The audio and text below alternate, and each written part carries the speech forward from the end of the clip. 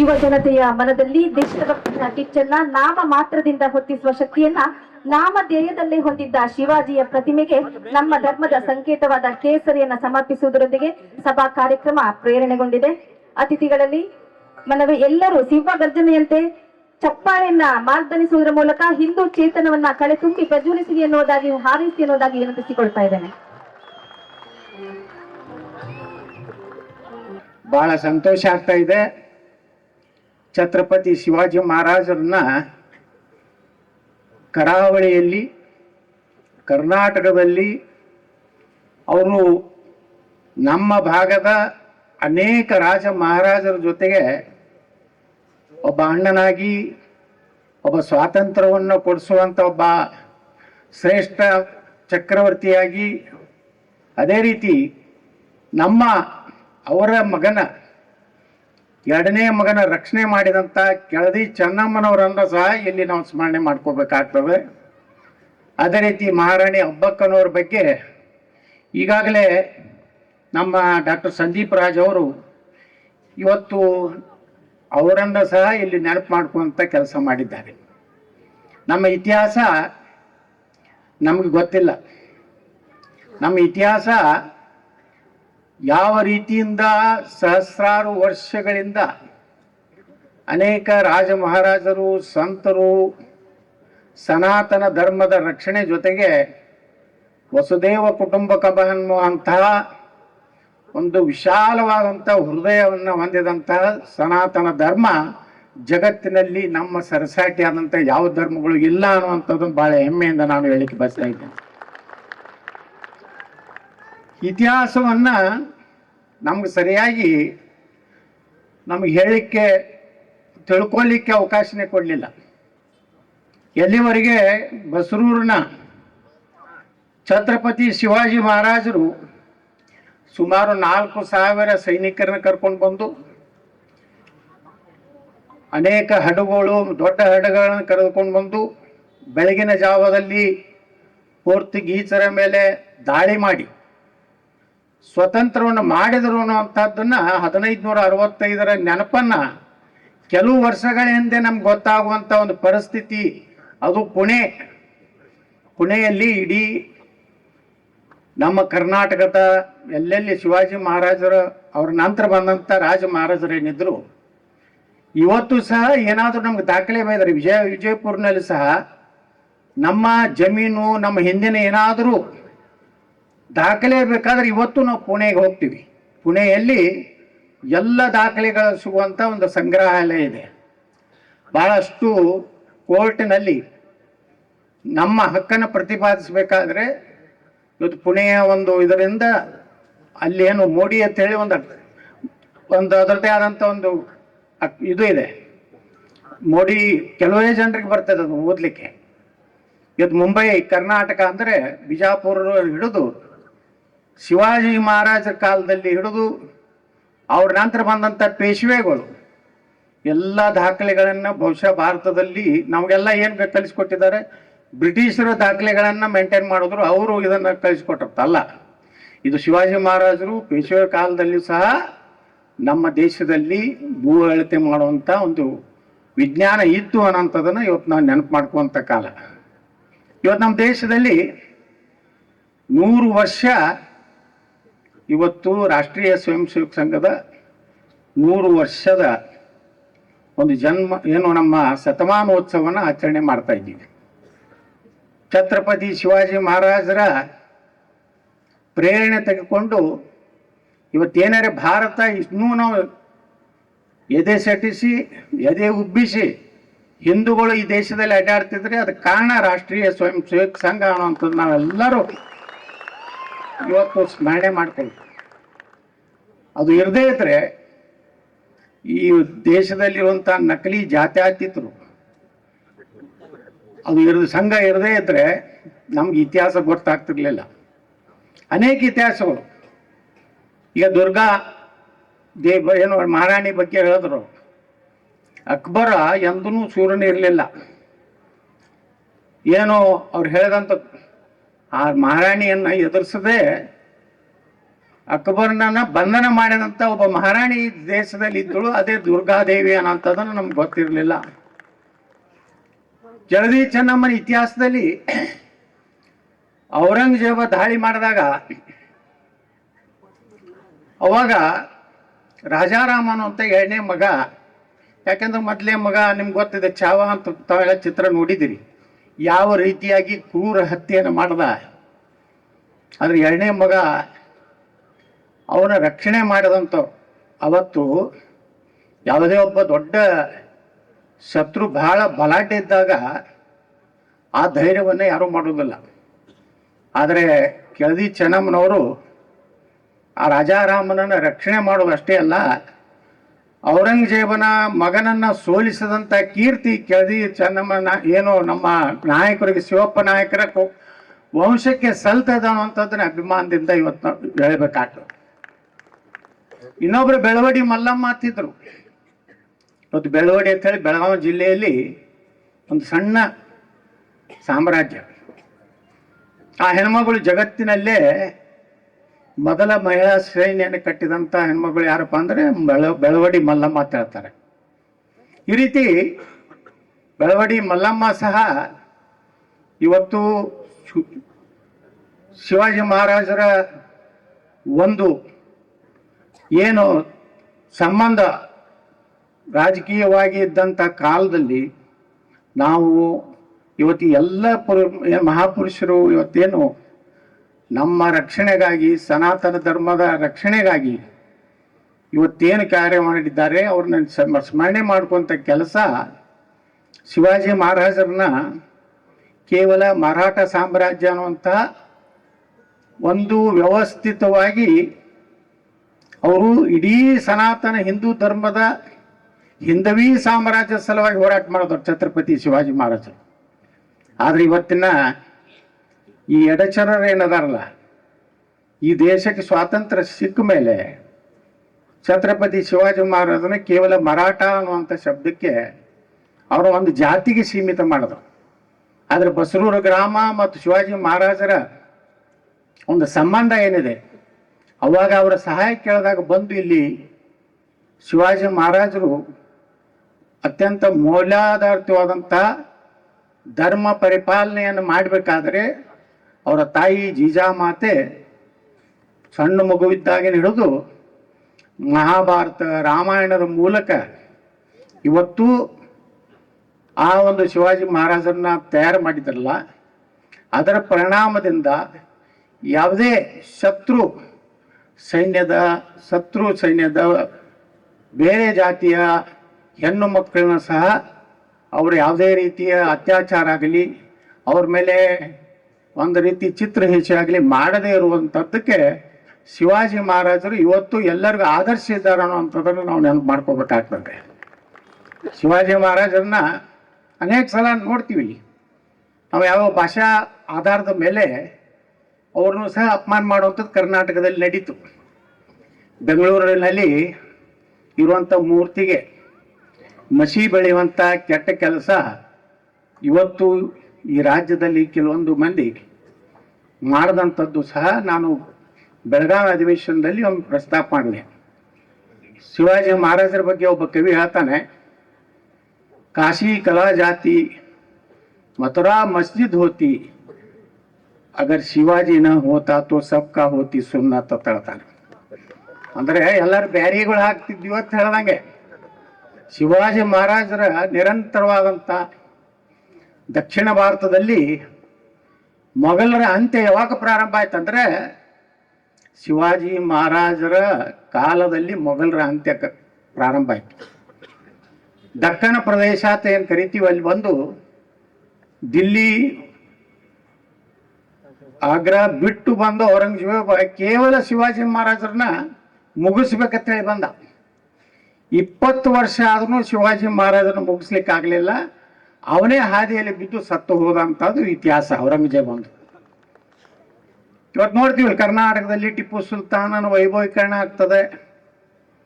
ಲಕ್ಷಾಂತರ ಹಿಂದೂಗಳನ್ನ ಇವತ್ತು ಕೊಲೆ ಮಾಡಿ ಹೆಣ್ಣುಮಕ್ಕಳನ್ನ ಅತ್ಯಾಚಾರ ಮಾಡಿ ಇರುವಂತಹ ಒಬ್ಬ ಟಿಪ್ಪು ಸುಲ್ತಾನ್ ಬಗ್ಗೆ ಇವತ್ತು ಚರ್ಚೆ ಮಾಡ್ತೀವಿ. ಒಮ್ಮೆ ನನಗೆ ವಿಧಾನಸೌಧದ ಬೆಳಗಾವಿ ಅಧಿವೇಶನ ಮುಂದೆ ಸಿದ್ದರಾಮಯ್ಯನವರು ನನ್ನ ಎದುರಿಗೆ ಬಂದರು. ಹಿಂಗೆ ಮಾತುಕತೆ ನಡೀತು. ಯಾಕ್ರಿ ನೀವು ಟಿಪ್ಪು ಸುಲ್ತಾನ್ ಬಗ್ಗೆ ಇಟ್ಟ್ಯಾಕ ಪ್ರೀತಿ ಇದೆ ಅಂತ ನಾ ಕೇಳಿದೆ. ಅಂದಾಗ ಅವ್ರು ಹೇಳಿದ್ರು, ಇಲ್ಲ ಯತ್ನಾಳ್ ಅವರೆಲ್ಲ ರಾಜ ಮಹಾರಾಜರು ಹೋರಾಟ ಮಾಡ್ತಿದ್ರು ಅಂತ. ನಾ ಹೇಳಿದೆ, ರಾಜ ಮಹಾರಾಜರು ಹೋರಾಟ ಮಾಡೋದು ಬೇರೆ, ಆದರೆ ಧರ್ಮಾಂತರ ಮಾಡೋದು, ಹೆಣ್ಣು ಮಕ್ಕಳ ಮೇಲೆ ಅತ್ಯಾಚಾರ ಮಾಡುವಂತಹನ್ನ ನೀವು ಹೆಂಗೆ ಹೋಗ್ತೀರಿ ಅನ್ನುವಂಥ ಮಾತು ಕೇಳಿದಾಗ ಸಿದ್ದರಾಮಯ್ಯನವ್ರ ಮಾತು ಏನೋ ಅದಕ್ಕೆ ಉತ್ತರ ಕೊಡದೆ ನಾ ಕೂತು ಹೋಗ್ಬಿಟ್ರು. ಪ್ರಶ್ನೆ ಬಂದಾಗ ನಾವು ಕೇಳಲೇಬೇಕು. ಯಾವಾಗಲೂ ಮೊನ್ನೆನೂ ಬೆಳಗಾವಿ ಅಧಿವೇಶನದಲ್ಲಿ ಒಂದು ಘಟನೆ ನಡೀತು. ಸಿದ್ದರಾಮಯ್ಯನವ್ರನ್ನ ಪ್ರಶ್ನೆ ಹಾಕದೆ ಮುಸ್ಲಿಮರಿಗೆ ರಿಸರ್ವೇಶನ್ ಕೊಡ್ಲಿಕ್ಕೆ ಸಂವಿಧಾನದಲ್ಲಿ ಎಲ್ಲಿ ಅವಕಾಶ ಇದೆ ಇಷ್ಟು ಕೇಳಿದ್ದಕ್ಕೆ ಅವೆಂದ ಯಾವುದೋ ಆರ್ಟಿಕಲ್ ಹೇಳ್ಕೊಂಡು ಬುಕ್ಕ ತೆಗೆದ್ರು. ರಾಯರೆಡ್ಡಿ ಬಂದರು, ಚೀಫ್ ಸೆಕ್ರೆಟರಿ ಬಂದರು, ಎಲ್ಲರೂ ಬಂದರು, ಸಿಗಲೇ ಇಲ್ಲ. ಅದಕ್ಕೆ ಉತ್ತರನೇ ಕೊಡೋದಾಗಲಿಲ್ಲ. ಸಂದರ್ಭ ಬಂದಾಗ ಅಲ್ಲೇ ಎದುರಿಗೆ ಉತ್ತರ ಕೊಡದೇ ಇದ್ರೆ ಇವತ್ತು ನಮ್ಮ ತಂಟೆಗೆ ಬರೋದಿಲ್ಲ ಅವರು.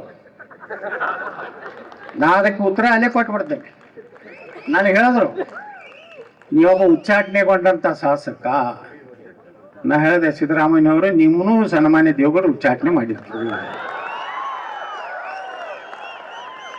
ಯಾಕೆಂದ್ರೆ ಉತ್ತರ ಕೊಡದೆ ನಾವು ಬಿಟ್ರೆ ಅವರು ಮತ್ತಿಷ್ಟು ಹಾರಾಡ್ತಾರೆ. ಜಮೀನು ಮಾತಕ್ಕಂತ ನೋಡ್ತೀರಿ ನೀವು ನಮ್ಮ ಜೊತೆಗೆ ವಕಫ್ ತಿದ್ದುಪಡಿ ಆಗ್ಬೇಕಂದಾಗ ಗಲಾಟೆ. ಕೊನೆಗೆ ಎಲ್ಲಿಗೆ ಬರ್ತಂದ್ರೆ, ದಯವಿಟ್ಟು ಎತ್ತಾಡ್ರೆ, ನಿಮ್ಗೆ ಎಷ್ಟು ಬೇಕಾದಷ್ಟು ಅನುದಾನ ಕೇಳ್ರಿ, ನನ್ನ ತಂಟೆಗೆ ನೀವು ಬರಬೇಡ್ರಿ ಅನ್ನೋಂಥ ಪರಿಸ್ಥಿತಿ. ಈ ರೀತಿ ಸಮಾಜದಲ್ಲಿ ಅನ್ಯಾಯ ಆದಾಗ ನಾವು ಎದ್ದು ನಿಂತು ಪ್ರತಿಭಟನೆ ಮಾಡಿದ್ರೆ ಅವ್ರೇನು ಬಹಳ ದೊಡ್ಡ ಪರಾಕ್ರಮಿಗಳಲ್ಲ. ಗೊತ್ತಿದೆ ಅವ್ರ ಇತಿಹಾಸ. ಔರಂಗಜೇಬ ಒಬ್ಬ ಅಕ್ಬರ ಒಬ್ಬ ದುರ್ಗಾದೇವಿನೇ ಎದುರಿಸಲಿಕ್ಕೆ ಆಗಿಲ್ಲ ಅಂದ ಮೇಲೆ ಇನ್ನು ಮಹಾರಾಣಾ ಪ್ರತಾಪರ ಎದುರಿಗೆ ಬರಲೇ ಇಲ್ಲ ಅಕ್ಬರ್. ಅವಾಗ ಮಹಾರಾಣಾ ಪ್ರತಾಪರ ಶೌರ್ಯ ಎಷ್ಟಿತ್ತಂದ್ರೆ, ಅವ್ರೇನ್ ಚೇತಕ ಕುದುರೆ ಇತ್ತಲ್ಲ, ಅವ್ರ ಕೈಯಲ್ಲಿರುವಂತಹ ಖಡ್ಗಿನ ಒಂದು ಆಯುಧದ ಅದರ ತೂಕ ಎಷ್ಟಿತ್ತಂದ್ರೆ 105 kg. ಅಂದ್ರೆ ಯಾವ ಮಹಾರಾಣಾ ಪ್ರತಾಪರು ಎಷ್ಟು ಶೂರರಿದ್ರು. ಒಬ್ಬ ನರಹಂತಕ, ಒಬ್ಬ ಅತ್ಯಂತ ಒಂದು ಕಾಮುಕ ಇರುವಂತಹ ಒಬ್ಬ ಸೈನಿಕನನ್ನ ಮಹಾರಾಣಾ ಪ್ರತಾಪನ ಹೊಡಿಲಿಕ್ಕೆ ಕಳಿಸ್ತಾನೆ. ಆದ್ರೆ ಮಹಾರಾಣಾ ಪ್ರತಾಪರು ಇರುವುದು 7.5 ಫೂಟ್ ಇದ್ರ ಹೇಳ್ತಾರೆ. ಅವರು ಆ ಇಡೀ ರಣರಂಗದಲ್ಲಿ ಅವನ್ನ ಓಡಾಡಿಸಿ ಅವನ್ನ ಹೆಂಗ್ ಹೊಡಿತಾರಂದ್ರೆ, ಮಹಾರಾಣಾ ಪ್ರತಾಪರು ತಲೆಗೆ ಹೊಡೆದರೆ ತಲೆಯಿಂದ ಕಾಲಿನವರೆಗೆ ಕುದುರೆ ಮತ್ತು ಆ ಕೂಡೆ 2 ಭಾಗ ಆಗಿ ಹೋಗ್ತಾರೆ. ಅಂದ್ರೆ ಇದನ್ನ ಯಾವುದೂ ಇತಿಹಾಸ ನಮ್ಗೆ ತಿಳಿಸಿಕೊಳ್ಳಿಲ್ಲ. ನಮ್ಗೆಲ್ಲಾರು ಜಾತ್ಯತೀತದ ಹೆಸರಿನಿಂದ ಇವತ್ತು ಭಾರತೀಯ ಶಿಕ್ಷಣ ವ್ಯವಸ್ಥೆ ಭಾರತದಲ್ಲಿ ತರಬೇಕು, ನಿಜವಾದಂಥ ಶೌರ್ಯರು ಯಾರು, ನಿಜವಾದಂಥ ಹೋರಾಟಗಾರರು ಯಾರು ಅನ್ನೋಂಥದ್ದು ತಿಳಿಸ್ಬೇಕಂತ ಕೇಂದ್ರ ಸರ್ಕಾರ ಮಾಡಿದ್ರೆ, ಇಲ್ಲಿ ಕರ್ನಾಟಕದಲ್ಲಿ ಒಬ್ಬ ಶಿಕ್ಷಣ ಮಂತ್ರಿ ಅದಾರೆ, ಅವ್ರ ಕರ್ನಾಟಕ ಶಿಕ್ಷಣ ನೀತಿ. ಆದರೆ ಯಾರನ್ನು ಹೊಗಳೋದು, ಟಿಪ್ಪು ಸುಲ್ತಾನ್ ಹೊಗಳೋದು, ಔರಂಗಜೇಬನ್ ಹೊಗಳೋದು. ಈ ಶಿಕ್ಷಣವನ್ನು ಕೊಡುವಂಥ ವ್ಯವಸ್ಥಿತವಾಗಿ ಈ ರಾಜ್ಯದಲ್ಲಿ ನಮ್ಮ ಮೇಲೆ ನಿರಂತರವಾಗಿ ಇವತ್ತು ನೋಡಿ, ನಾವು ಒಂದಾಗುವಂಥ ಅನಿವಾರ್ಯತೆ ಅಲ್ಲ, ಆಗಲೇಬೇಕು. ಇನ್ನಾಗಿ ನನಗೆ ಇಲ್ಲಿ ಮನೆಯಲ್ಲಿ ಒಬ್ಬರು ಸಂಘದ ಹಿರಿಯರು ಭೇಟಿಯಾಗಿದ್ದರು. ಅವರು ಸಾಮರಸ್ಯವನ್ನು ನಿರ್ಮಾಣ ಮಾಡ್ಬೇಕಂತ ಸಮಾಜದಲ್ಲಿ ಒಂದು ಊರಿನಲ್ಲಿ ಒಬ್ಬ ದಲಿತನ ಮನೆ, ಒಬ್ಬ ಉಳಿದ ಜನಾಂಗ, ಎಲ್ಲ ಜನಾಂಗದರು ಪಕ್ಕದಲ್ಲಿ ಜೀವನ ಮಾಡುವಂಥ ಒಂದು ಮಾದರಿ ಕೆಲಸ ಇಲ್ಲಿ ಮಾಡಿದ್ದಾರೆ ಅಂತ ಹೇಳಿದ್ರೆ ಅವ್ರಿಗೆ ನಾನು ಹೃದಯಪೂರ್ವಕವಾದಂಥ ಅಭಿನಂದನೆಗಳನ್ನು ಸಲ್ಲಿಸಲಿಕ್ಕೆ ಬಯಸ್ತಾ ಇದ್ದೀನಿ. ಯಾಕಂದರೆ ನಾ ವಿಧಾನಸಭೆಯಲ್ಲಿ ಅನೇಕ ಸಲ ಸರ್ಕಾರ ಕೇಳ್ತಿದ್ದೆ, ನೀವು ಜಾತಿ ಆಧಾರದ ಮೇಲೆ ಹಾಸ್ಟೆಲ್ಗಳು ಮಾಡ್ತಾ ಇದ್ದೀರಿ, ಅದ್ರ ಬಳಿ ಒಂದೇ ಹಾಸ್ಟೆಲ್ ಮಾಡಿ, ಅದರಲ್ಲಿ ಎಲ್ಲ ಸಮುದಾಯದ ಜನ ಅವರ ಮೀಸಲಾತಿ ಪ್ರಕಾರ ಒಂದು ಕಡೆ ಅವರು ಕಲಿಯುವಂಥ ಊಟ ಮಾಡುವಂಥ ಸಂಸ್ಕೃತಿ ಬೆಳೆಸದೆ SC ST ಹಾಸ್ಟೆಲ್ಗಳು ಬೇರೆ, ಹಿಂದುಳಿದ ವರ್ಗದ ಹಾಸ್ಟೆಲ್ಗಳು ಬೇರೆ, ಮುಸ್ಲಿಮರ ಹಾಸ್ಟೆಲ್ಗಳೇ ಬೇರೆ. ಈ ರೀತಿ ಯಾವಾಗಲೂ ಸಮಾಜವನ್ನು ಒಡೆಯುವಂಥ ಕೆಲಸ ಮಾಡ್ತಿರುವಂಥ ಕಾಲದಲ್ಲಿ ಇವತ್ತು ರಾಷ್ಟ್ರೀಯ ಸ್ವಯಂ ಸೇವಕ ಸಂಘ ಇಡೀ ಸಮಾಜವನ್ನ ಒಂದು ಸೂಜಿಯಾಗಿ ಕೂಡಿಸುವಂಥ ಒಂದು ಕೆಲಸ ಈ ದೇಶದಲ್ಲಿ ಮಾಡ್ತಾ ಇರೋದು ರಾಷ್ಟ್ರೀಯ ಸ್ವಯಂ ಸೇವಕ ಸಂಘ ಅಭಿಮಾನದಿಂದ ಹೇಳಿ ಇವತ್ತಿನ ಈ ಒಂದು ಕಾರ್ಯಕ್ರಮದಲ್ಲಿ ಬಹುಶಃ ಕರಾವಳಿಯಲ್ಲಿ ನಾನು ಭಾಳ ಸಲ ಬಂದಿಲ್ಲ. ಅವಾಗ ನಮ್ಮ ಹಿಂದೂ ಕಾರ್ಯಕರ್ತರ ಹತ್ಯೆ ಆದಾಗ ಅವಾಗ ನಾನು ಬಂದು ಅವ್ರ ಮನೆಗೆ ಭೇಟಿ ಕೊಟ್ಟು ಹೋಗೋದು ಬಿಟ್ಟರೆ ಕರಾವಳಿ ಭಾಗದಲ್ಲಿ ಭಾಳ ಬಂದಿಲ್ಲ. ಯಾಕಂದ್ರೆ ನಮ್ಮದು ಭಾಷಾ ಸಮಸ್ಯೆನೂ ನಮಗಿದೆ. ನಮ್ಮದು ಸ್ವಲ್ಪ ಕಠೋರ ಭಾಷೆ ಮತ್ತು ಕರ್ಕಶ ಭಾಷೆ. ನಿಮ್ಮ ಭಾಷೆ ಅತ್ಯಂತ ಮೃದು ಭಾಷೆ. ನಾವು ಮಾತನಾಡುವಾಗ ಏನಾದರೂ ತಪ್ಪಿಬಿಟ್ರೆ ಏನಾಗ್ತೈತೆ ಅನ್ನೋಂಥ ಭಯ ಯಾವಾಗಲೂ ಕಾಡ್ತದೆ. ನಮ್ಮ ಭಾಷೆಯಲ್ಲಿ ಸಹಜವಾಗಿ ಕೆಲವೊಂದು ಭಯಗಳು ಬಂದ್ಬಿಡ್ತಾವೆ. ಅದನ್ನ ಅವೇನು ಮಾಡ್ತಾನೆ ಮಗ ಹಿಂಗೆಲ್ಲ ಮಾತಾಡ್ತೀವಿ ನಾವು. ನಮ್ಮ ಭಾಷೆನೇ ಹಂಗೆ ಇದೆ. ಆದರೂ ಸಹ ಇವತ್ತು ಇಂಥ ಒಂದು ದೊಡ್ಡ ಕಾರ್ಯಕ್ರಮ ಇದು.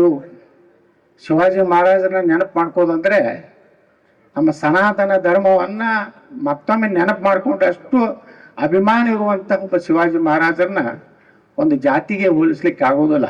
ವೀರರಾಣಿ ಕಿತ್ತೂರು ಚೆನ್ನಮ್ಮ, ಸಂಗೊಳ್ಳಿ ರಾಯಣ್ಣ, ಕರ್ನಾಟಕದಲ್ಲಿ ಸಹ ಅನೇಕರು, ಇಮ್ಮಡಿ ಪುಲಿಕೇಶಿ, ಕರ್ನಾಟಕದ ಇತಿಹಾಸ, ಮಹಾರಾಷ್ಟ್ರದಲ್ಲಿರೋ ಇತಿಹಾಸ. ಬಹುಶಃ ಶಿವಾಜಿ ಮಹಾರಾಜರು ಇದ್ದೇ ಇದ್ರೆ ಅವ್ರು ಹೇಳ್ತಾರಲ್ಲ ನಮ್ಮ ಕವಿ, ಕಾಶಿಯಾಗಿ ಉಳಿತಿರ್ಲಿಲ್ಲ, ಮಥುರಾಗಿ ಉಳಿತಿರ್ಲಿಲ್ಲ. ಅದೇ ರೀತಿ ದಕ್ಷಿಣ ಭಾರತದಲ್ಲಿ ಒಂದು ದೊಡ್ಡ ತಡೆಗೋಡೆ ಯಾರಪ್ಪ ಅಂದರೆ ಮೊಘಲರಿಗೆ, ಅದು ಛತ್ರಪತಿ ಶಿವಾಜಿ ಮಹಾರಾಜರು.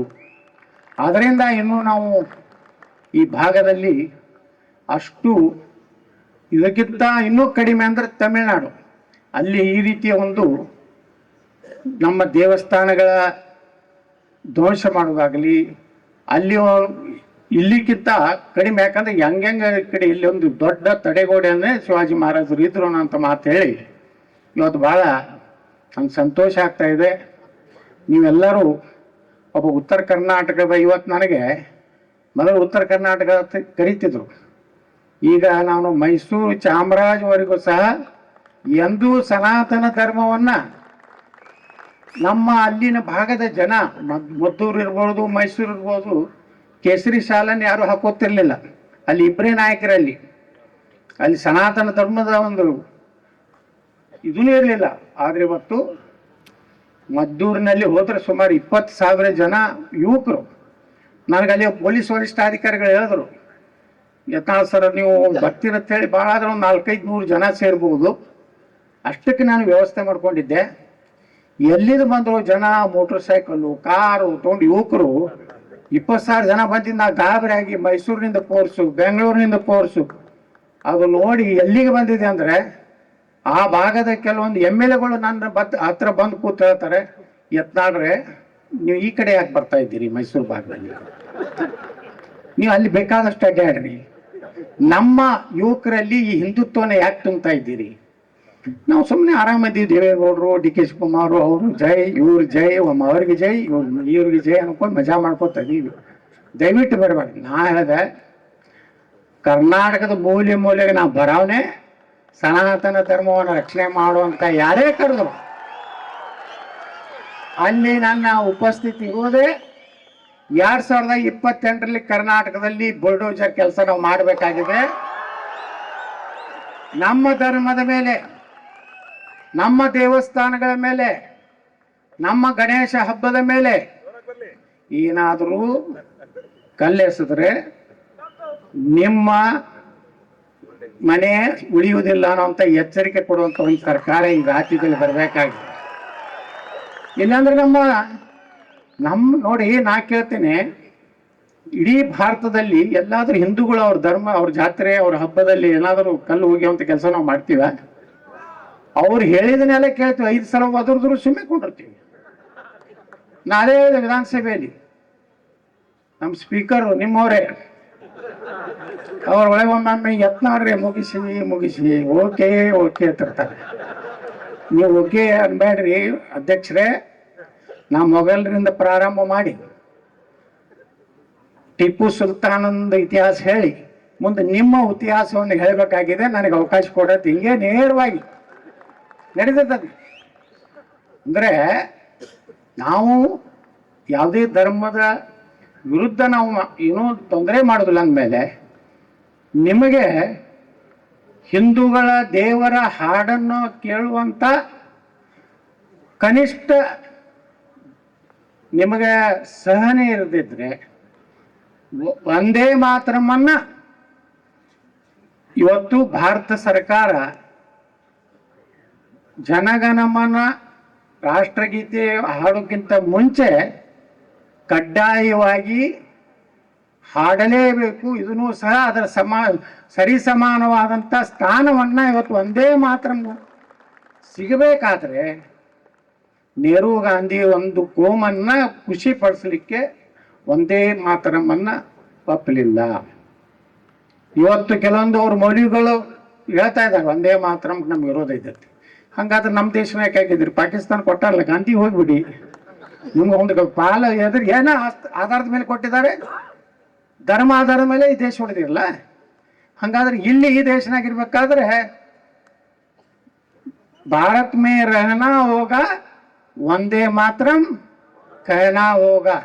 ಇಲ್ಲಾಂದ್ರೆ ಮಕ್ಕಳೇ ಬಾಂಗ್ಲಾದೇಶಕ್ಕೆ ಹೋಗ್ರಿ, ಪಾಕಿಸ್ತಾನಕ್ಕೆ ಹೋಗ್ರಿ, ಎರಡವ ಮತ್ತೆ. ಅದಕ್ಕೆ ನಾವು ಜಾಗೃತರಾಗಬೇಕು. ಆದಷ್ಟು ಈ ರೋಹಿಂಗ್ಯಾಗಳು ಬಾಂಗ್ಲಾದೇಶಿಯರು ಏನು ನಮ್ಮ ರಾಜ್ಯದಲ್ಲಿ, ಬೆಂಗಳೂರು ಅಷ್ಟೇ ಅಲ್ಲ, ಕೊಡಗು ಭಾಗದಲ್ಲಿ, ಅನೇಕ ಭಾಗದಲ್ಲಿ, ಹಾಸನದಲ್ಲಿ, ಮೊನ್ನೆ ನಾನು ಅದ್ರ ಬಗ್ಗೆ ವಿಧಾನಸಭೆಯಲ್ಲಿ ಚರ್ಚೆ ಮಾಡಿದಾಗ ಇವತ್ತು ಬಹಳ ದೊಡ್ಡ ಸಂಖ್ಯೆಯಲ್ಲಿ ಇವತ್ತು ನುಸುಳುಕೋರು ಬಂದಿದ್ದಾರೆ. ಇದನ್ನೆಲ್ಲ ಹೊರಗೆ ಹಾಕ್ಬೇಕಲ್ಲ ನಾವು. ಇವರೆಲ್ಲ ಆಧಾರ್ ಕಾರ್ಡ್ ಕ್ಯಾನ್ಸಲ್ ಮಾಡಿ, ಇವರು ರೇಷನ್ ಕಾರ್ಡ್ ಕ್ಯಾನ್ಸಲ್ ಮಾಡಿ. ಯಾಕಂದ್ರೆ ಅವ್ರ ಉತ್ಪಾದನೆ ಹೆಚ್ಚಿದೆ, ಅವರು 5ಕ್ಕೆ 25 ಇದೆ. ನಮ್ಮ ಉತ್ಪಾದನೆ ಒಂದು ಗಂಡ ಹೆಂಡತಿಗೆ 2 ಇದೆ. ಈ ಅನುಪಾತ ಹೋದ್ರೆ 15 ವರ್ಷದಲ್ಲಿ ನಾವೆಲ್ಲಿ ಬಹುಸಂಖ್ಯಾತರು ಉಳಿತೀವಿ? ಎಲ್ಲಿವರೆಗೆ ಭಾರತ ಸಂವಿಧಾನ ಉಳಿತಿದೆ ದೇಶನಾಗ ಅಂದ್ರೆ ಹಿಂದೂಗಳು ಬಹುಸಂಖ್ಯಾತರು ಇರುವವರೆಗೆ ಮಾತ್ರ. ಹಿಂದೂಗಳು ಅಲ್ಪಸಂಖ್ಯಾತರಾದರೆ ಭಾರತ ಸಂವಿಧಾನ ಉಳಿಲಿಕ್ಕೆ ಸಾಧ್ಯ ಇಲ್ಲ. ಇದು ನಮ್ಮ ದಲಿತರಿಗೂ SC/ST ಮಹಾನ್ ಲೀಡರ್ಗಳಿಗೂ ಹೇಳ್ಬೇಕು, ಕೊಡ್ಬೇಕು. ಯಾಕಂದ್ರೆ ಏನಾಗ್ಬಿಟ್ಟಿದೆ, ಹೊಸ ಒಂದು ಘೋಷಣೆ ದೇಶದಲ್ಲಿ ನಡೀತಾ ಇದೆ. ನೀಮ್ ಭೀಮ್ ಬಾಯಿ ಬಾಯಿತ. ಆ ಭೀಮರಾವ್ ಅಂಬೇಡ್ಕರ್ ಅವರು ಒಂದು ಪುಸ್ತಕ ಬರ್ತಿದ್ದಾರೆ 44ರಲ್ಲಿ. ಅದು ಭೀಮರಾವ್ ಅಂಬೇಡ್ಕರ್ ಅವರ ಇಲೆಕ್ಷನ್ ಕ್ಯಾಂಡಿಡೇಟ್ ಏಜೆಂಟ್ ಯಾರಾಗಿದ್ರಪ್ಪ ಅಂದ್ರೆ ನಮ್ಮ ಸಂಘದವರೇ, ದತ್ತೋಪಂತ್ ತೆಂಗಡಿ ಅವರೇ ಅವರ ಅಂಬೇಡ್ಕರ್ ಅವರ ಕ್ಯಾಂಡಿಡೇಟ್ ಏಜೆಂಟ್ ಇದ್ರು. ಅವಾಗ ಅವ್ರಿಗೆ ಯಾರೂ ಸಹಾಯ ಮಾಡಲಿಲ್ಲ ಅಂಬೇಡ್ಕರ್ ಅವರಿಗೆ. ಅವ್ರು ಹೇಳ್ತಾರೆ, ದ ಪಾರ್ಟಿಷನ್ ಆರ್ ಪಾಕಿಸ್ತಾನ್, ಭಾರತದ ವಿಭಜನೆ ಮತ್ತು ಪಾಕಿಸ್ತಾನ ಅನ್ನುವಂಥ ಒಂದು ಪುಸ್ತಕದಲ್ಲಿ ಹೇಳ್ತಾರೆ ಬಾಬಾ ಸಾಹೇಬರು. ಭಾರತ 2 ರಾಷ್ಟ್ರಗಳಾಗಿ ಧರ್ಮ ಆಧಾರಿತವಾಗಿ ಒಡೆಯೋದನ್ನ ನಾನು ವಿರೋಧ ಮಾಡ್ತೇನೆ. ಒಂದು ವೇಳೆ ಅನಿವಾರ್ಯವಾಗಿ ಭಾರತವನ್ನ ಇಬ್ಬಾಗ ಮಾಡಬೇಕಾದ್ರೆ ಭಾರತದಲ್ಲಿರುವ ಕೊನೆಯ ಮುಸ್ಲಿಂ ಪಾಕಿಸ್ತಾನಕ್ಕೆ ಹೋಗ್ಬೇಕು, ಪಾಕಿಸ್ತಾನದ ಕೊನೆಯ ಹಿಂದೂ ಭಾರತಕ್ಕೆ ಬಂದ ಮೇಲೆ ಭಾರತದಲ್ಲಿ 2 ರಾಷ್ಟ್ರ ಆಗಬೇಕು ಅನ್ನೋಂಥದ್ದನ್ನ ಬಾಬಾ ಸಾಹೇಬ್ ಅಂಬೇಡ್ಕರ್ ಅವರು ಹೇಳ್ತಾರೆ. ಅವ್ರು ಯಾಕೆ ಕಾರಣ, ಏನು ಕಾರಣ ಕೊಡ್ತಾರಂದ್ರೆ, ಇಸ್ಲಾಂ ಧರ್ಮದಲ್ಲಿ ಸಹೋದರತ್ವ ಭಾವನೆ ಇಲ್ಲ. ಮತ್ತೊಂದು ಧರ್ಮವನ್ನ ಅವ್ರ ಜೊತೆಗೆ ಸಹಬಾಳ್ವೆ ಮಾಡುವಂತ ಕಲ್ಪನೆ ಆ ಧರ್ಮದಲ್ಲಿಲ್ಲ. ಅದಕ್ಕೇ ಅಂಬೇಡ್ಕರ್ ಹೇಳ್ತಾರೆ, ಇವರು ಎಲ್ಲಿವರೆಗೆ ಇರ್ತಾರ ಆ ದೇಶದಲ್ಲಿ ಎಂದು ಶಾಂತಿ ಇರುವುದಿಲ್ಲ ಅಂತೇಳಿ.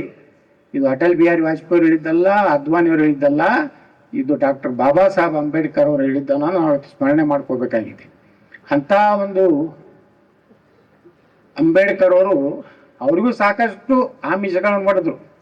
ಇಸ್ಲಾಂ ಧರ್ಮಕ್ಕೆ ಸೇರಿದ್ರೆ ಹೈದರಾಬಾದ್ ನಿಜಾಮ್ ಹೇಳ್ದ, ಅರ್ಧ ನನ್ನ ಆಸ್ತಿಯನ್ನು ಕೊಡ್ತೀನಿ ಅಂತ ಹೇಳಿದೆ. ಆದ್ರೆ ಅಂಬೇಡ್ಕರ್ ಹೇಳಿದ್ರು, ನಾನು ಇಸ್ಲಾಮವನ್ನು ಸೇರಿದ್ರೆ ಭಾರತ ದಲಿತರು ಇಸ್ಲಾಮವನ್ನು ಸೇರಿದ್ರೆ ಇದು ರಾಷ್ಟ್ರಾಂತರ ಆಗ್ತದೆ, ಒಂದು ದೊಡ್ಡ ಕ್ಷೋಭೆಗೆ ಕಾರಣ ಆಗ್ತದೆ, ಹಿಂದೂಗಳು ಉಳಿಲಿಕ್ಕೆ ಸಾಧ್ಯ ಇಲ್ಲ ಅನ್ನೋಂಥ ಮಾತನ್ನು ಅಂಬೇಡ್ಕರ್ ಹೇಳಿದ್ದನ್ನು ಸಹ ಸ್ಮರಣೆ ಮಾಡಿಕೊಂಡ್ರು. ಎಲ್ಲಿವರೆಗೆ ಮುಸ್ಲಿಂ ರಾಷ್ಟ್ರ ಬಿಡ್ತಾ ಇದ್ರು, ನಾವು ಗೋ ಪೂಜೆ ಮಾಡೋರನ್ನ ಗೋಮೂತ್ರ ಕುಡಿಯೋರ ಜೊತೆಗೆ ನಾವು ಇರುವುದಿಲ್ಲ, ನಾವು ಪ್ರತ್ಯೇಕ ರಾಷ್ಟ್ರ ಬೇಕು ಅಂತ ಏನು ಹೋರಾಟ ಮಾಡ್ತಾ ಇದ್ರು. ಅದಕ್ಕೆ ಸರ್ದಾರ್ ವಲ್ಲಭಭಾಯ್ ಪಟೇಲ್ ಹೇಳ್ತಾರೆ, ಇಷ್ಟು ದಿವಸ ನೀವು ಪ್ರತ್ಯೇಕ ಪಾಕಿಸ್ತಾನ ಬಿಡ್ತಾ ಇದ್ರಿ, ಈ ಪಾಕಿಸ್ತಾನ ಕೊಟ್ಟ ಮೇಲೆ ಮತ್ತೆ ಯಾಕೆ ನೀವು ಇಲ್ಲಿ ಇರ್ಬೇಕನ್ನುವಂಥದ್ದು, ಇಲ್ಲ ನಾವು ಭಾರತದಲ್ಲಿ ಇರ್ತೀವಿ, ಭಾರತದಲ್ಲೇ ನಾವು ಎಲ್ಲರ ಜೊತೆಗೆ ಸಹೋದರತ್ವದಿಂದ ಇರ್ತೀವಿ ಅನ್ನೋಂಥದ್ದು, ಇದು ನಿಮ್ಮ ದ್ವಿಮುಖ ನೀತಿ ಬಗ್ಗೆ ವಲ್ಲಭಭಾಯ್ ಪಟೇಲ್ರು ಹೇಳಿದ್ದಂಥದ್ದನ್ನು ಇತಿಹಾಸವನ್ನು ನಮ್ಗೆ ಯಾರು ಕಲಿಸ್ಲಿಲ್ಲ. ನಾವು ಕಲಿಸಿದ ಇತಿಹಾಸ ಪುಸ್ತಕಗಳೇ ಬರೇ ಕಲಿಸಿದ್ದು ಇಂದಿರಾ ಗಾಂಧಿ, ನೆಹರು, ಮಹಾತ್ಮ ಗಾಂಧಿ ಬಿಟ್ಟರೆ ಈ ದೇಶದಲ್ಲಿ ಚಂದ್ರಶೇಖರ್ ಆಜಾದ್, ಭಗತ್ ಸಿಂಗ್, ಲಾಲಾ ಲಜಪತ್ ರಾಯ್, ಸ್ವಾತಂತ್ರ್ಯ ವೀರ ಸಾವರ್ಕರ್, ನೋಡ್ರಿ ವೀರ ಸಾವರ್ಕರ್ ಬಗ್ಗೆ ಎಷ್ಟು ಕೀಳು ಮಟ್ಟದಿಂದ ಇವತ್ತು ಕೆಲವೊಂದು ನಾಯಿಗಳಂದ್ರೂ ತಪ್ಪಾಗ್ತದೆ. ಯಾಕಂದ್ರೆ ನಾಯಿಗಳು ಬಹಳ ಶ್ರೇಷ್ಠ, ಅದಕ್ಕಿಂತ ಅದು ನಾಯಿನೇ ಶ್ರೇಷ್ಠ.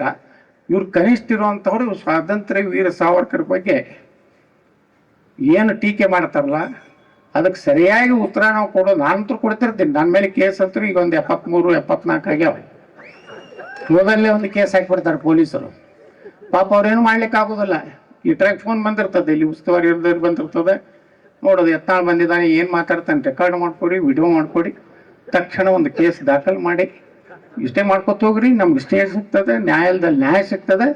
ನೀವು ಎಷ್ಟು ದಾಖಲೆ ಮಾಡ್ತೀರಿ ಮಾಡ್ರಿ. 2028ಕ್ಕೆ ನಮ್ಮ ಸರ್ಕಾರ ಬರ್ತದೆ. ಎಲ್ಲ ಹಿಂದೂಗಳ ಮೇಲಿನ ಎಲ್ಲ ಕೇಸ್ಗಳನ್ನ ತೆಗೆದು ಹಾಕಿ, ಯಾರು ಸನಾತನ ಧರ್ಮಕ್ಕಾಗಿ ಯಾರು ತಮ್ಮ ಪ್ರಾಣ ಬಿಟ್ಟಾರಲ್ಲ ಅವರಿಗೆ ಸಂಪೂರ್ಣವಾದಂಥ ಆಶ್ರಯದಿಂದ ಕರ್ನಾಟಕ ಸರ್ಕಾರ ಮಾಡ್ತೈತೆ ಅನ್ನೋಂಥ ಒಂದು ವಿಶ್ವಾಸ ಇದೆ. ನೋಡ್ರಿ, ಗೋ ಹಂತಕನಿಗೆ 25 ಲಕ್ಷ ರೂಪಾಯಿ ಪರಿಹಾರ ಕೊಡ್ತಾರೆ. ಗೋ ಹಂತಕ ಕಳ್ಳರಿಗೆ ಈ ರಾಜ್ಯದಲ್ಲಿ ಈಗ ನಮ್ಮ ಸರ್ಕಾರ ಬಂದಾಗ ನಾವ್ಯಾಕೆ ಗೋ ರಕ್ಷಣೆ ಮಾಡಿದವ್ರೆ ನಾವು 25 ಲಕ್ಷ ಅವರ ರಕ್ಷಣೆಗಾಗಿ ಸದಾ ಒಂದು ಸರ್ಕಾರ ಈ ರಾಜ್ಯದಲ್ಲಿ ಇದೆ ಅನ್ನೋಂಥದ್ದು. ಇನ್ಮೇಲೆ ಬರೇ ಕಠಿಣ ಕ್ರಮ ಕೈಗೊಳ್ತೀನಿ ಅಂದ್ರೆ ಏನೂ ಆಗೋದಿಲ್ಲ. ಆ ಕಠಿಣ ಕ್ರಮದಿಂದ ಆ ಶಬ್ದದಿಂದ ಲಾಭ ಇಲ್ಲ. ಕಠಿಣ ಕ್ರಮ ಅಂದ್ರೆ ಅದೇ, ಸೀದಾ ಅವ್ರು ಎಲ್ಲೆಲ್ಲೋ ಹೋಗ್ತಾ ಇರ್ತಲ್ಲ 72 ಕನ್ಯೆಯರ ಬಳಿ, ಅಲ್ಲೇ ಅರ್ಜೆಂಟ್ ಕಳಿಸ್ಬಿಡುವಂಥ ಕೆಲಸ ಆದ್ರೆ ಮಾತ್ರ ಭಾರತ ಉಳಿತದೆ. ಎಲ್ಲರೂ ನಾವು ಸಹೋದರತ್ವದಿಂದ ಇರಬೇಕಂದ್ರೆ ಅವ್ರು ಇರುವುದಿಲ್ಲ ಅಂದ್ರೆ ಏನು ಮಾಡಬೇಕು? ಯಾರ ಮ್ಯಾಗ ಹೋಗ್ತೀನಿ ಅಂತ ಜಲ್ದಿ ಕಳಿಸ್ಬೇಕು, ಪೊಲೀಸರಿಗೆ ಫ್ರೀ ಬಿಡಬೇಕು. ಈಗ ಸುಮ್ಮನೆ ನಾವು ಕಠಿಣ ಕ್ರಮ ತೀವ್ರವಾಗಿ ಕಠಿಣ ಕ್ರಮ ಕೈಗೊಳ್ತೀವಿ, ಮತ್ತೊಂದು ಅದಕ್ಕೊಂದು ಅತ್ಯಂತ ಕಠಿಣ ಕ್ರಮ ಕೈಗೊಳ್ತೀವಿ, ಏನು ಲಾಭ ಇಲ್ಲ. ಅತ್ಯಂತ ಅಂದ್ರೆ ಅಷ್ಟೇ AK-47 ಸೀದಾ.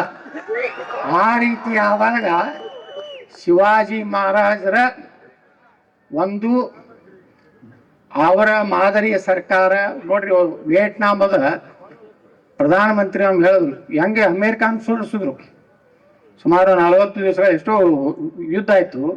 ಅಮೇರಿಕಾದ ಸೋಲಿಸುವಷ್ಟು ಒಂದು ಸಣ್ಣ ರಾಷ್ಟ್ರ, ಅಲ್ಲಿನ ನಾಯಕರನ್ನ ಪ್ರಶ್ನೆ ಮಾಡಿದ್ರು, ಈ ಒಂದು ಯುದ್ಧದಲ್ಲಿ ನೀವು ಗೆಲ್ಲಿಕ್ಕೆ ಕಾರಣ ಏನು ಅಂದಾಗ ಅವಾಗ ಅಲ್ಲಿ ನಾಯಕರು ಹೇಳ್ತಾರೆ, ನಮ್ಮ ಜಗತ್ತಿನ ಒಬ್ಬ ಹೀರೋ ಅದು ಛತ್ರಪತಿ ಶಿವಾಜಿ ಮಹಾರಾಜರ ಪ್ರೇರಣೆ.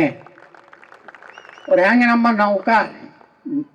ನಮ್ಮ ದೇಶದಲ್ಲಿ ಮೊದಲ ಬಾರಿಗೆ ಈ ಒಂದು ಸಮುದ್ರದ ಒಂದು ಸೈನ್ಯವನ್ನು ತಯಾರು ಮಾಡಿದ್ರಲ್ಲ, ಹಂಗ ಅವರದೇ ಆದಂಥ ಇನ್ನೊಂದು ಗೆರಿಲ್ಲಾ ವಾರ್ ಅಂತ ಕರೀತಾರೆ. ಆ ಗೆರಿಲ್ಲಾ ವಾರನ್ನ ಇಡೀ ಜಗತ್ತಿಗೆ ಪರಿಚಯ ಮಾಡಿಕೊಟ್ಟವರೇ ಛತ್ರಪತಿ ಶಿವಾಜಿ ಮಹಾರಾಜ. ಆ ಗೆರಿಲ್ಲಾದಿಂದಲೇ ಬಿಜಾಪುರ್ನ ಒಬ್ಬ ರಾಕ್ಷಸನನ್ನ ಅವರು ಹೊಡೆದು ಹಾಕ್ತಾರೆ ಶಿವಾಜಿ ಮಹಾರಾಜರು. ಅದಕ್ಕನೇ ಆ ಗೆರಿಲ್ಲಾ ವಾರನ್ನ ನಾವು ಉಪಯೋಗ ಮಾಡಿ ಅಮೇರಿಕವನ್ನು ಸೋಲಿಸಿದ್ವಿ ಅಂತ ಹೇಳಿ ಒಬ್ಬ ಹೆಮ್ಮೆಯಿಂದ ಆ ವಿಯೆಟ್ನಾಮದ ದೇಶದ ನಾಯಕರು ಹೇಳ್ತಾರಂದ್ರೆ, ನಮ್ಮವರಿ ಛತ್ರಪತಿ ಶಿವಾಜಿ ಮಹಾರಾಜನ್ನ ಬಸರೂರು ಗ್ರಾಮದ ಜನ ನೆನಪು ಮಾಡಿಕೊಂಡು ಇವತ್ತು ಅನೇಕ ವರ್ಷಗಳಿಂದ ಈ ಕಾರ್ಯಕ್ರಮಕ್ಕೆ ಕರೆದು, ಅದೇ ರೀತಿ ನನಗೂ ಸಹ ಕರೆದು ನಿಮ್ಮ ಪ್ರೀತಿ, ವಿಶ್ವಾಸ, ಆತ್ಮೀಯತೆ, ನಿಮ್ಮ ಮನಸ್ಸಿನ ಭಾವನೆಗಳನ್ನು ನನ್ನ ಮುಂದೆ ಹೇಳುವಾಗ ಎಲ್ಲರೂ ನನ್ನ ಕೈ ಕುಲುಕಿ ಯತ್ನಾಡ್ರೆ 2028ರಲ್ಲಿ ನಿಮ್ಮ ಈ ರಾಜ್ಯದ ಚುಕ್ಕಾಣಿ ಹಿಡಿಬೇಕು ಅನ್ನುವಂಥ ಒಂದು ಆಶೀರ್ವಾದ ಏನು ಮಾಡ್ತಾ ಇದ್ದೀರಿ. ನಿಶ್ಚಿತವಾಗಿಯೂ 2028ಕ್ಕೆ ಈ ರಾಜ್ಯದಲ್ಲಿ ಬದಲಾವಣೆ ಆಗ್ತದೆ. ನೀವು ಕಂಡಂತ ಶಿವಾಜಿ ಮಹಾರಾಜರ ಆಡಳಿತ ಈ ರಾಜ್ಯದಲ್ಲಿ ಬರ್ತದೆ ಅನ್ನೋಂಥ ಮಾತು ಹೇಳಿ ತಮಗೆಲ್ಲ ವಂದಿಸಿ ನಾನು ಮಾತು ಮುಗಿಸ್ತಾ ಇದ್ದೀನಿ. ಬೋಲೋ ಭಾರತ್ ಮಾತಾ ಕಿ, ಛತ್ರಪತಿ ಶಿವಾಜಿ ಮಹಾರಾಜ್ ಕಿ ಜೈ ಶ್ರೀರಾಮ್.